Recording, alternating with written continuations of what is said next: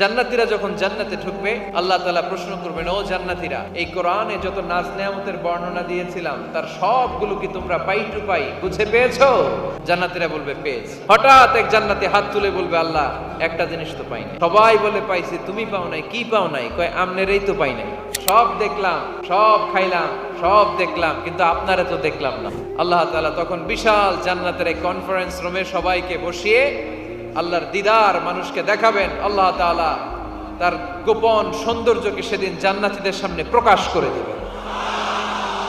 আল্লাহর হাবিব বসবেন ওই কনফারেন্স রুমে সবার সামনে। আল্লাহর হাবিবের পেছনে বসবে অন্যান্য নবীরা।